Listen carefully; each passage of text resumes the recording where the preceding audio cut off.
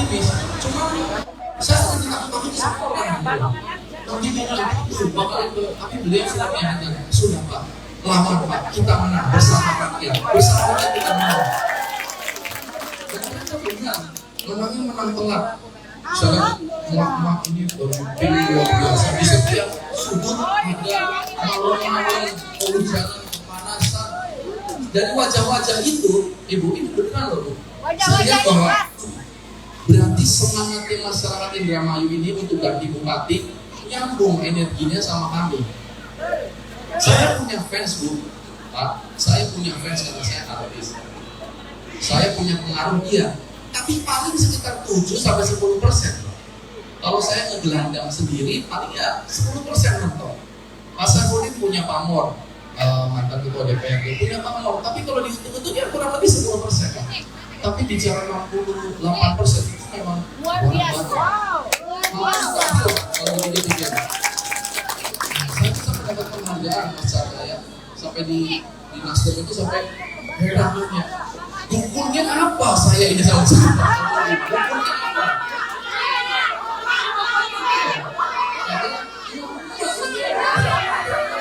Luar biasa. Sampai sekarang dukunnya apa? Sempat bingung. Banyak sejak kasih air, kasih apa, jadi bingung yang mana nih yang manjur kan tuh. Dikasih batu, dikasih besi, dikasih macam-macam. Tapi saya lihat bahwa ini artinya semangat dari kalangan. Ada paranormal juga Pak. Saya bilang ada tuh paranormal yang aliansi paranormal atau apa tuh? Itu dukung kita semua dari Ustadz Kiai. Menang kita akhirnya. Nah sekarang pertanyaannya, setelah menang seperti ini mau seperti apa? Ini saya kemarin sempat pergi ke Jakarta pulang, saya jemput anak saya sudah lama di sana, nggak ketemu, sampai ketemu sama beberapa orang. Ternyata Indramayu itu sangat seksi Pak. Indramayu ini di kalangan orang-orang elit di atas Pak, yang punya uang triliunan di sana. Indramayu ini sangat seksi, karena kita ini masih daerah itu rata, masih banyak lahan kosong. Ada beberapa sawah-sawah yang tidak produktif, itu di daerah Losaran, di daerah mana.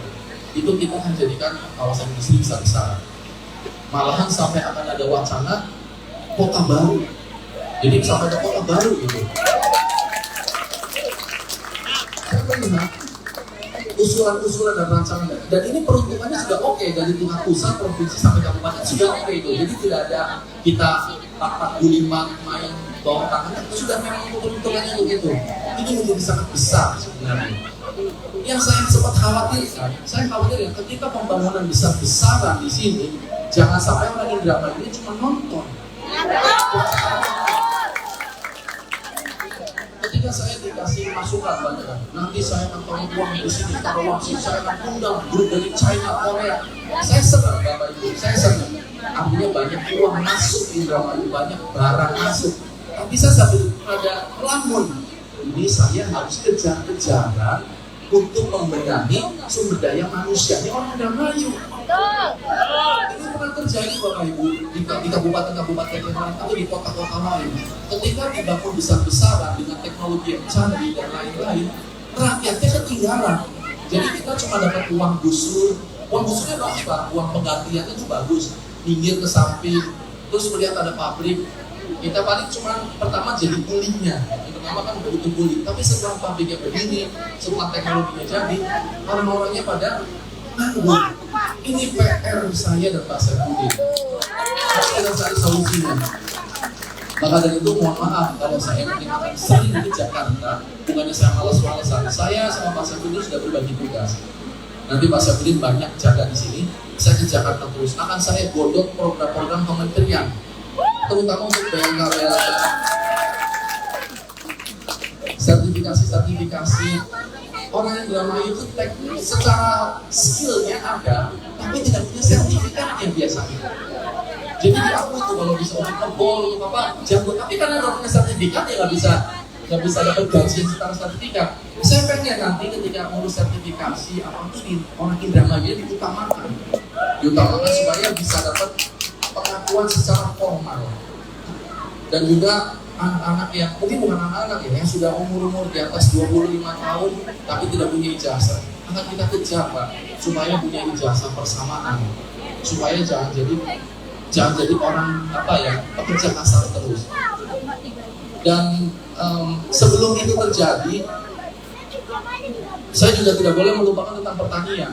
Nah, pertanian ini kan ibaratnya bermata ganda ini. Kalau kita perbaiki sektor industri, maka banyak orang kerja ke industri. Yang garap sawah ini siapa dan itu kan harus kita pikirkan. Maka dari itu saya butuh pemikiran orang-orang pintar, tokoh-tokoh Indramayu untuk kita cari solusi. Kalau sekarang alat yang namanya kombet ya? Kalau kombet masuk, kan petaninya pada banyak orang yang marah tuh, karena pekerjaannya kerebut.